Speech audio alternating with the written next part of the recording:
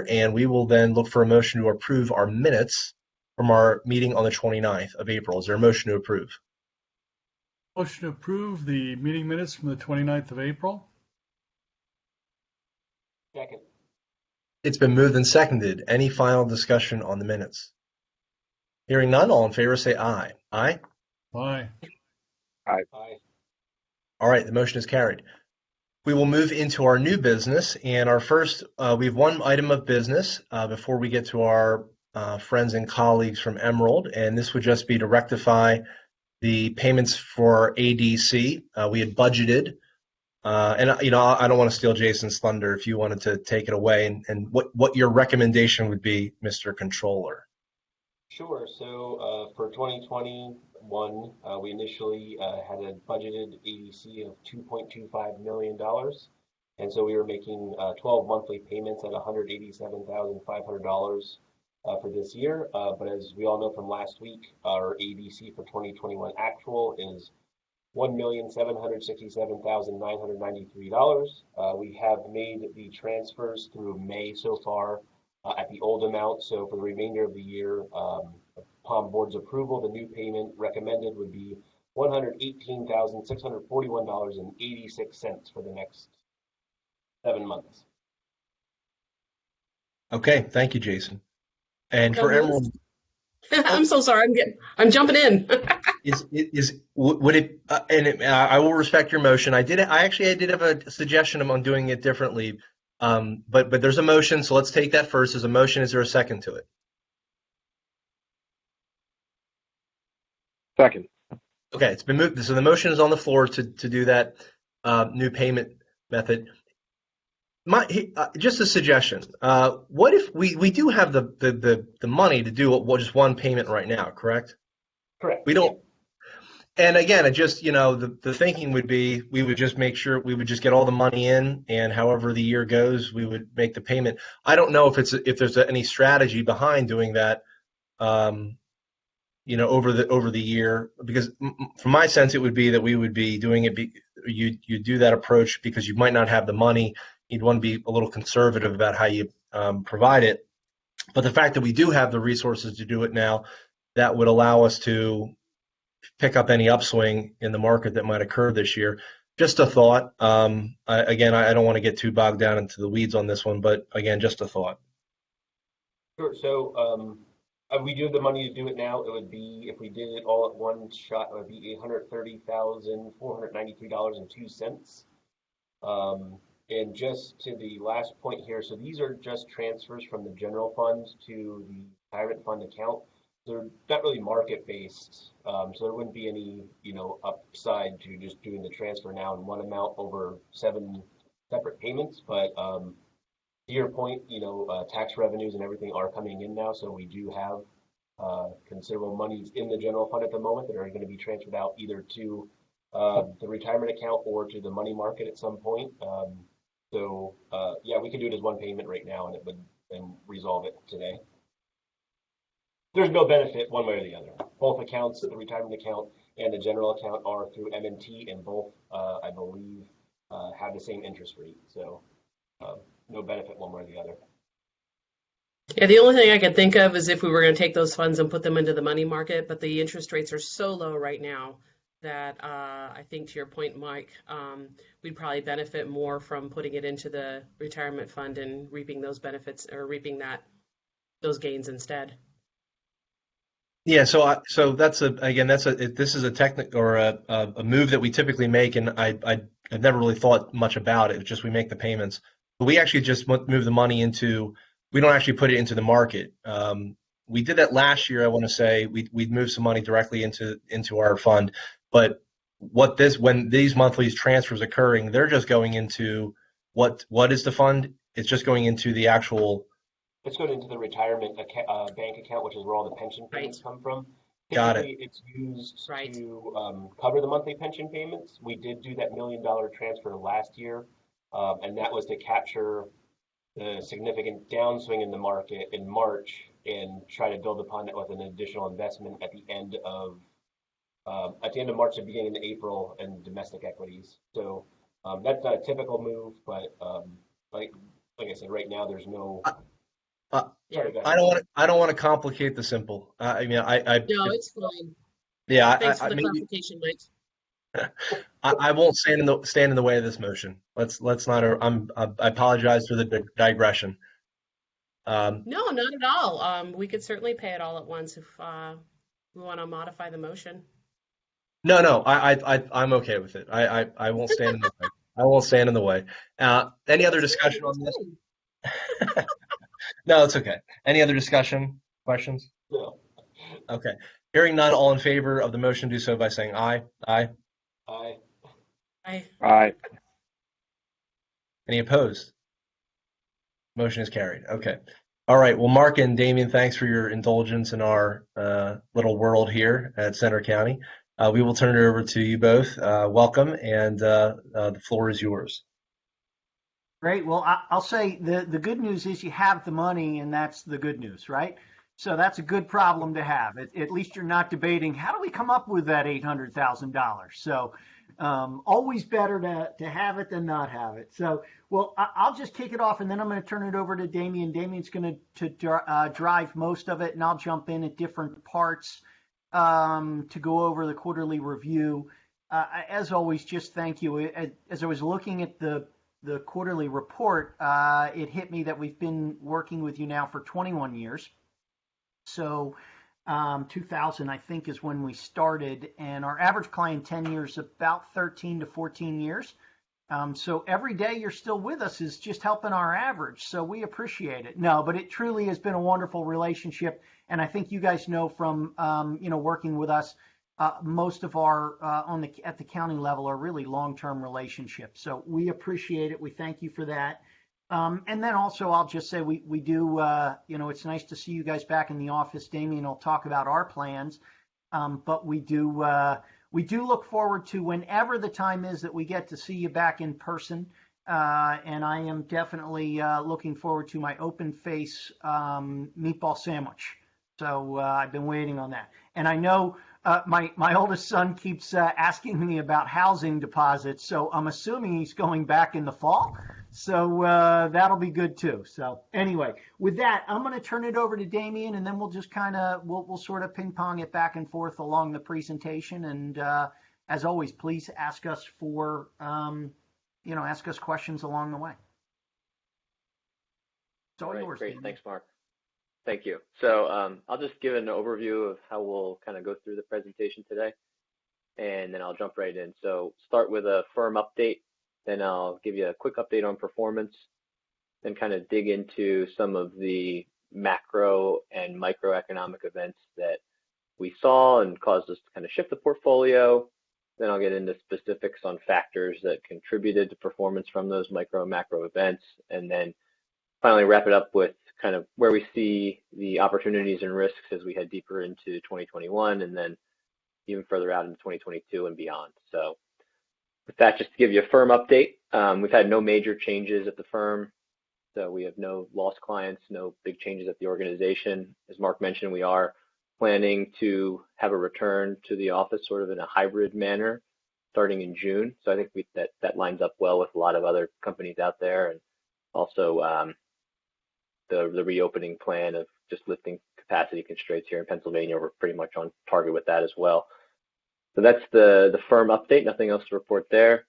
In terms of performance, so we did see, I think we talked about last quarter, sort of a shift at the end of the year in 2020 of some of the more cyclical names and value-oriented names outperforming at the end of the year as we had the vaccine announcements and more optimism in terms of reopening. We saw some of those value-oriented names outperform, and that did carry over at least into the first half of the first quarter of 2021. We saw that sort of start to abate and growth really regain its outperformance in the middle of February. So we did trail on the first quarter the benchmark. However, we've regained a lot of that performance into the second quarter, and I can touch on that a little bit. So the first quarter we produced a 7.6% return compared to the 12.7% from the Russell 2000. So far in the second quarter, though, we've returned 3.4% compared to 0.98% on the Russell 2000. So that's an example or just reflection of really those shifts abating. And I think just looking at the trailing 1 year for the end of the first quarter, it's kind of funny in the industry that we returned 87.17% on a trailing 1 year basis, which you would think is great, but relative to the benchmark, we underperformed on a 1 year basis, which the benchmark returned almost 95% on a trailing 1 year at the end of the first quarter. So, like I said, we've seen sort of the shift back to growth outperforming happening, and we think that will continue as we dive deeper into the year. And I'll kind of go into that in more detail as we get into the macro and micro events and how we've shifted the portfolio. Hey, Damien, if I could just jump in and just so the group knows year to date. So Damien talked about the quarter to date so far here in second quarter, but that takes us year to date for your portfolio a little more than 11%. So as you guys are thinking about your your required rate of return and stuff, I always like to point that out.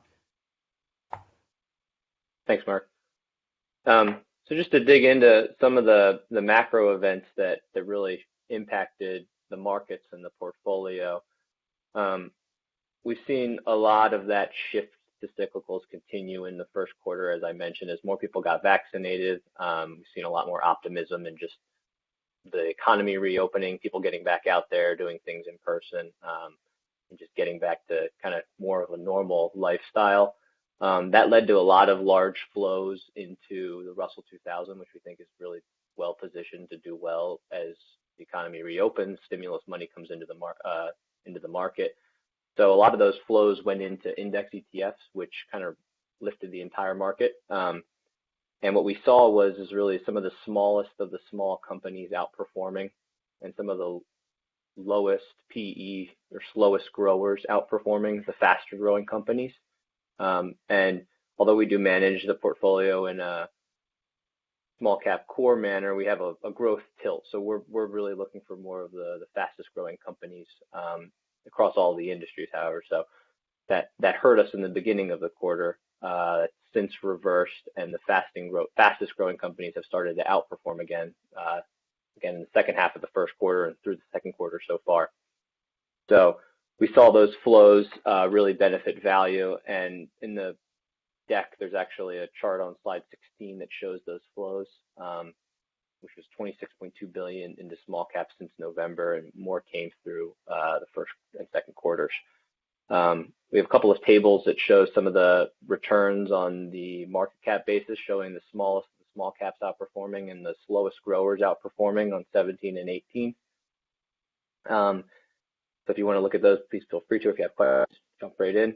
But the next slide we wanted to mention was on some of the shortest or the most shorted stocks outperforming. So I think we talked about sort of the Reddit craze at the beginning of this year with GameStop and AMC, a couple of examples of heavily shorted companies really outperforming just on really momentum from retail investors getting in. And that's something that we don't typically see. So that did generally impact performance in a negative manner, but we did have a couple of companies actually benefit from that. So one example of a company that did benefit from almost call it the short squeeze trade was National Beverage Corp, which is a maker of LaCroix seltzer waters, if you know what those are. So we actually really liked the company on fundamentals and thought that it had a lot of great prospects to continue to grow and outperform at the beginning of the year. And we saw that was a heavily shorted stock, mainly because of the concerns with management there.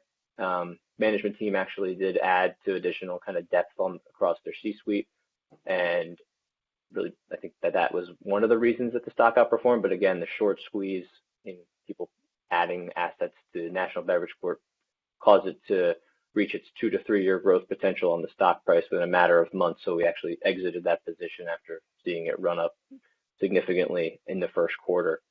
So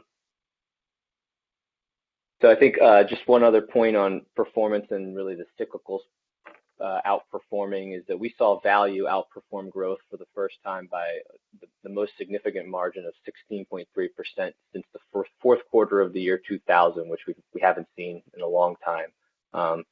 So that was something that we expect to reverse, and we've seen abate as we head deeper into the year. We think the growth will continue to outperform value.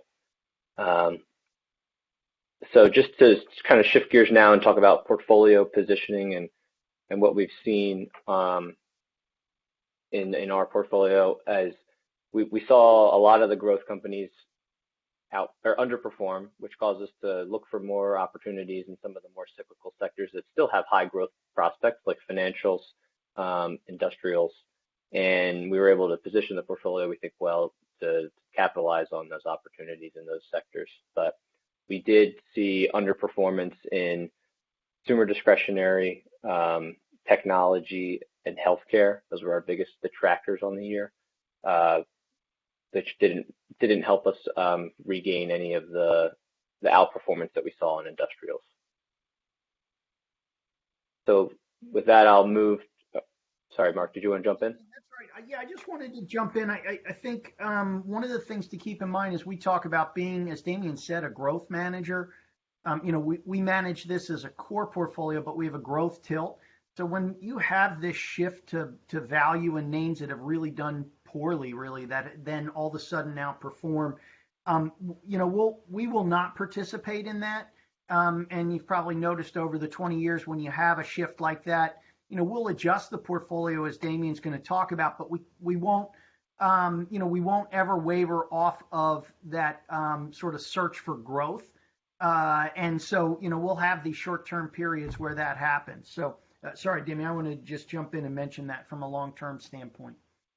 Yeah, thank you. So I'll move to the contributors and detractors before I get into where we see opportunities in 2020 for the rest of the year and going forward. So just to touch on a few of the top contributors for the year, the top company was actually X1 Company, which is a 3D printing company.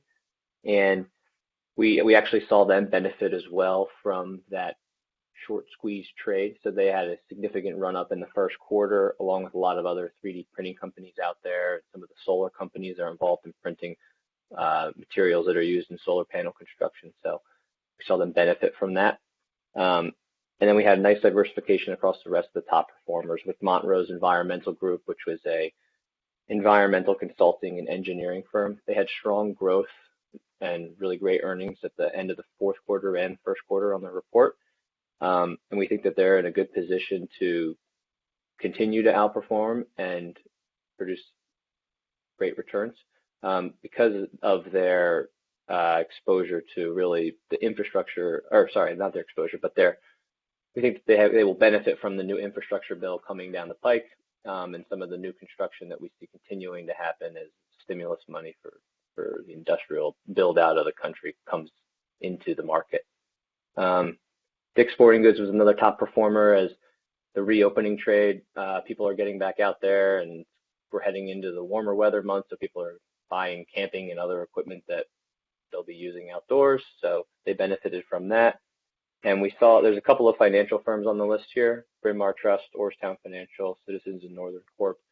And those were really a beneficiary of that shift to cyclicals and value stocks outperforming. So they had good returns and produced good earnings numbers. So if there are any questions on the contributors or other names on the list, feel free to ask them now. If not, I'll move over to the detractors and talk about some of those names. Okay, so just moving to some of the detractors, our number one detractor for the quarter was Rapid7, which was actually a top performer in the last quarter. And they, I think, just saw some of their performance. They gave back some of the performance that they had in the end of the last year. So sort of a mean reversion there, but we think that they're still well positioned to continue to perform well and do well going forward. So we continue to hold that position. One of the other names on the list here is LiveRamp Holdings, which operates in the ad tech space. They had revenues increase for the quarter, but lowered guidance for the rest of the year on Google's announcement of the ending of their cookie-based ad platform. So they're an ad tech provider, and we think that they're still going to do well and continue to outperform, but that's the speed bump that they're facing right now. So just a couple of other names on here.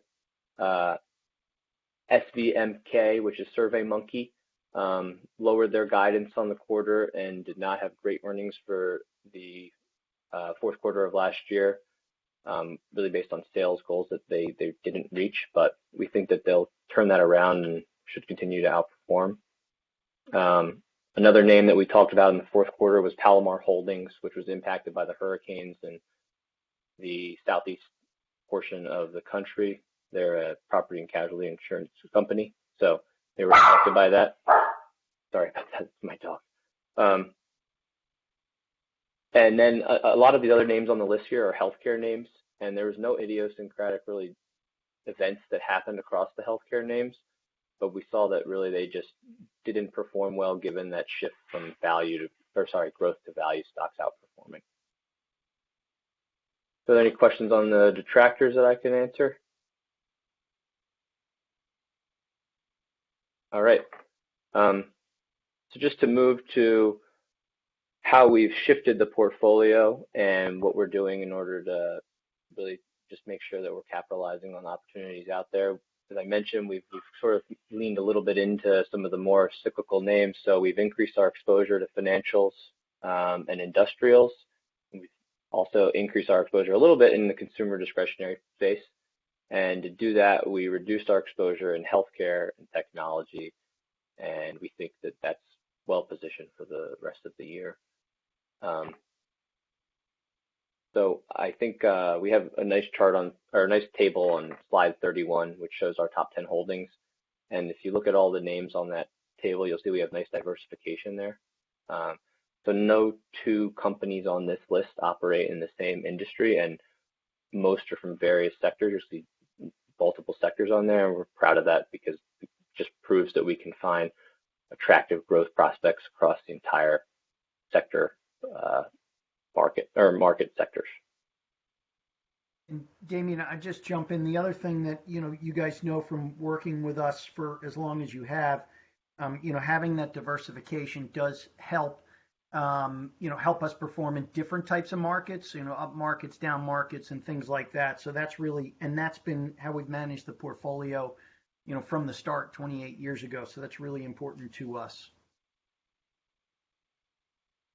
Thank you. So just to move to the outlook for the rest of the year, 2021 is really shaping up, we think, to be a great year. GDP growth expectations are extremely high with a 5.9% forecast from FactSet. That's the consensus. We actually have seen higher forecasts than that for the year, and they're continuing to move up across multiple economists out there. That's really a huge rebound from where we were in March of last year. And we're actually seeing restaurants have more demand and produce better sales numbers now, even with reduced capacity, than they did in 2019. So the expectation and thirst for people to get back out there is there, and we're starting to see it more and more often.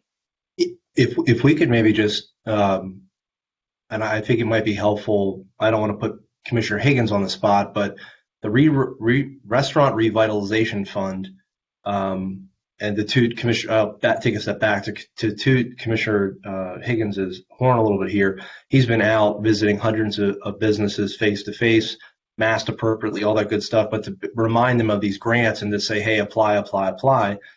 We just did the CHIRP grant that was a very kind of micro grant for restaurants and other hospitality industries. But the Restaurant Revitalization Fund is something that can literally make a restaurant whole. And and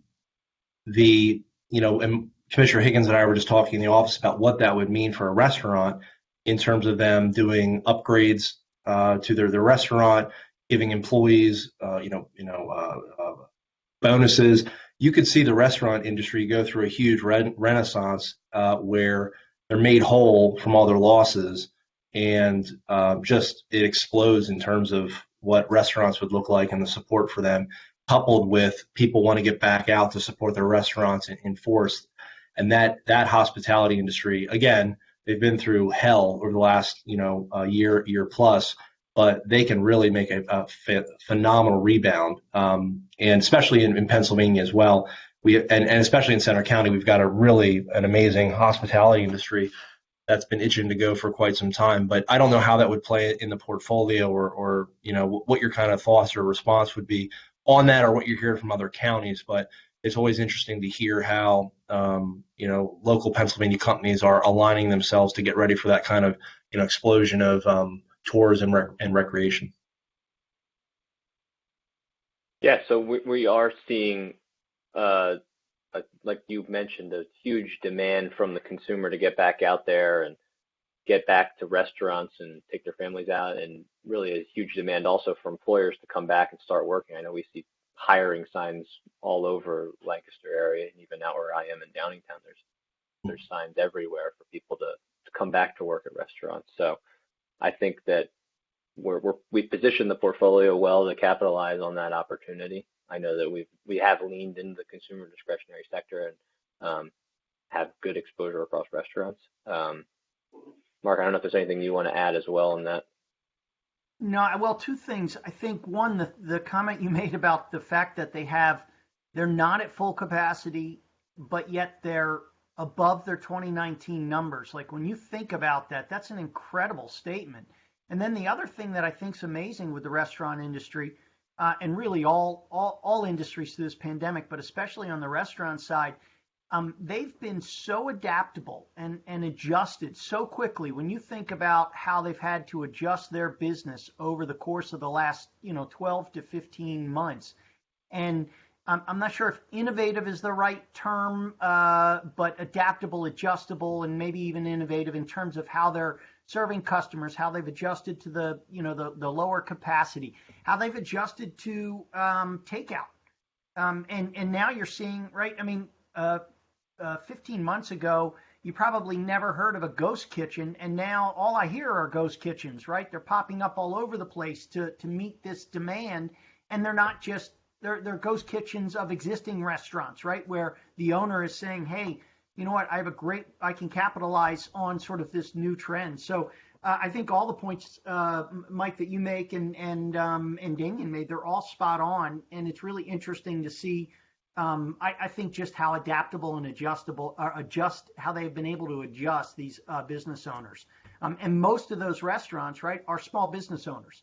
Obviously, there's big chains, but in all of our hometowns and everywhere that we all live, most of the restaurants are going to be mom and pop restaurants. And to me, those are the ones that have been the most amazing because of the adjustments that they've made. So I would think probably the hottest part of that market would probably be firms that manufacture equipment that restaurants would use that are labor saving, because the restaurants are becoming more and more concerned about being able to find workers, especially cooks and prep people. So my goodness, if there's somebody who already has relationships, equipment, and manufacturing capacity to produce kitchen equipment, especially labor-saving restaurant kitchen equipment, I suspect they'll have order backlogs soon measured in the months. Yeah, good point. Yeah, I think that sounds right. So just to touch on a couple of other things that we think really are a great backdrop for small caps to perform well going into the rest of the year. That stimulus money, a lot of that is getting to small businesses and businesses that will supply small businesses with some of the materials, like you mentioned, Mark, like restaurant equipment. And that money, we think, is going to go to companies that are in the small cap space. So we think that small caps relative to large are better positioned. In addition to that stimulus money getting to the smaller companies, valuations on small caps are more attractive relative to large, and they're not quite as good as they were a couple of quarters ago, but they're still very attractive. We see optimism, like I mentioned, just in people getting back out there. That's going to benefit small caps and small cap outperformance. And we think that the chart on page 36 is really powerful, which shows that the expectations for growth rates, small caps relative to large, is greater than it's been in a while. So I think that's really another great just support of our opinion that small caps will outperform large in the short term and possibly into the next couple of years. So with that, Mark, I don't know if you have anything you want to add, but happy to answer any questions that you all might have. I would just add, Damien, the other thing that I think you and I have talked about as we've done these quarterly reviews and talked to the portfolio managers and analysts, they are talking about this incredible sort of continual wave of innovation and disruption that's happening. And you know, it was happening before COVID, but a lot of it has been accelerated, and you're just seeing that. You really see that in the small cap. You see it across the board, but it's really interesting that they continue to see it in the small cap. It's not just on the the healthcare side that you would expect in the biotech side and technology, but it's really across. It's across all the different sectors and some of the things that, that we talked about today. So I think that's really neat. And then the other one, I just wanted to just make sure we touched on when we talked about performance. Damien and I had, we were remiss in the fact that we didn't mention our 3-year and 5-year trailing numbers, which are both right around 19% annualized. And that's versus the benchmark of 14 and 16%. So over, even though we have underperformed over that last year, the 3 and 5-year numbers are strong. And as I always say, Mike, that we know that those annualized numbers are higher than normal. We hope they continue, but we don't want to say that they will. But it is nice to see. Obviously, that helps with that number that you guys are trying to reach. And it's great actually to see that your required contribution has gone down, as we talked about in the beginning. So with that, I think that's it, Damien. I think we covered everything we wanted to cover. Any additional questions? We'd love to talk about anything else of the portfolio or the industries or anything that we can chat about. Sounds good. Thank you, gentlemen. In terms of any other questions, we can delve into that now. One of the things I had as well was in terms of pent-up demand, we talked about restaurants, hospitality industry, but also on the healthcare front. Anecdotally, it sounds like that we're getting, ready for, everybody to go back to their doctors, get procedures done, all that. In terms of how the portfolio is aligned with that, is there, I know it didn't perform. Healthcare was not a great quarter, but in terms of how you'd see that going in the next, are these entities the ones that are going to be able to pick some of that upswing as people return back and you see more people accessing, their doctors?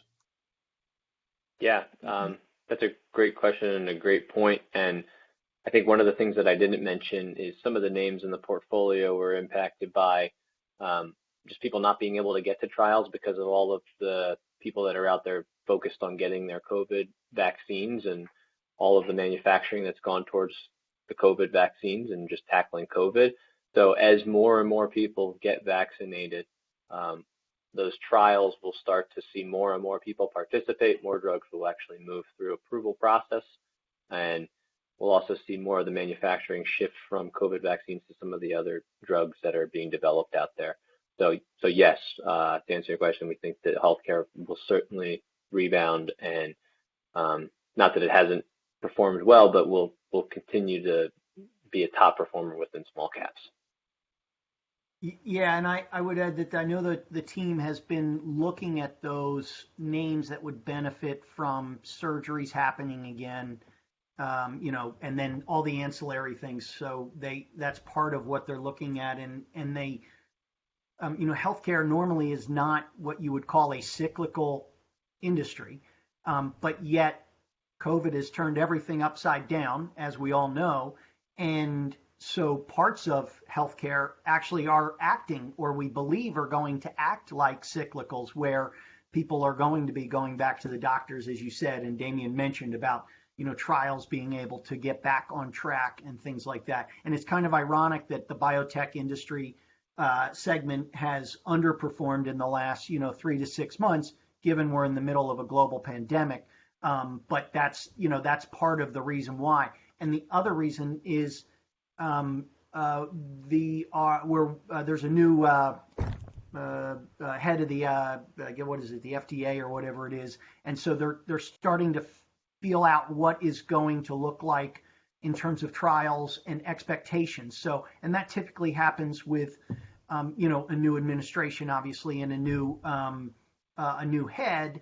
And so then there's a bit of a feeling out period of, okay, what do they expect in terms of trials and how we handle these? And I think once that gets cleared up, then you'll start to see a little bit more as well. Good questions. Good questions. Yeah, I appreciate that context. Thank you. Okay. Those are all the questions I had. We're going to, open the floor as, anybody else can jump in, please.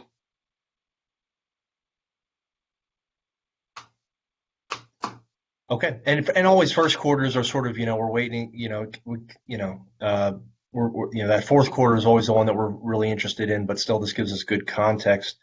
We'll say that, navigating the waters of last year, when we met last time 3 months ago, after the fourth quarter of 2020, we didn't yet have our final ADC that came in, and we talked about it at the top of the meeting, but we were budgeting. So last year we put in about 2.2 million as our ADC. We're concerned with the market fluctuations where that would come in, but our final ADC was actually 1.5. So we were actually, and that was one of the lowest contribution that we would have. I think it was going back 10 years. So one of the lowest amounts after all that turmoil that we had in 2020. We working with Korn Ferry, we made some adjustments to how we calculate that, moving our percentage, some of the other ways that we can change the smoothing average and all that. So we ended up at about 1.7, 1.8. But in large part to the work that Emerald did and our other advisors, we were able to really weather a really difficult year. And our ADC was, again, really helps our budget and allows us to move money around to help other services and whatnot. So just a thank you to the work that's Emerald's done to help us shepherd through during that really difficult year from a financial basis and uncertainty basis. And we should recognize as well that we're approaching $20 million in this fund. I mean, I think in, we won't put you on the spot, but I think we'll be crossing that threshold soon enough. So it's a moment to recognize and appreciate. So just a thank you for the work that's done from everybody's part at Emerald on behalf of our team here. Well, we appreciate it. And I was just looking as you were chatting, we started with $4 million. So yeah, we are approaching 20. So we thank you for that. We really appreciate it. We always like to say that, we appreciate your support, but we know that we've got to earn it every day.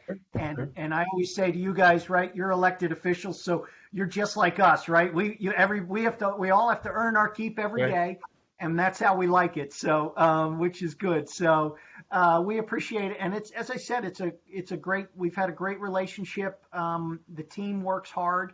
And I think, the neat thing is that, as I said, there's a lot of innovation and disruption that's happening in small caps. So there's a lot of opportunities. And thank you. So we appreciate it. Okay. Well, on that note, that would be, I think, a great way to conclude our meeting. Gentlemen, we look forward to seeing you in a few months. I think we're still going to do virtual during that post second quarter. But I think as we get into post third and fourth quarter, we may be, changing how we're meeting. And so hopefully we'll be seeing you very soon later in the year as things improve. But as always, stay safe and be well. And again, appreciate the partnership. Thank you. And however you want to meet, we'll meet. So thanks. Sounds good.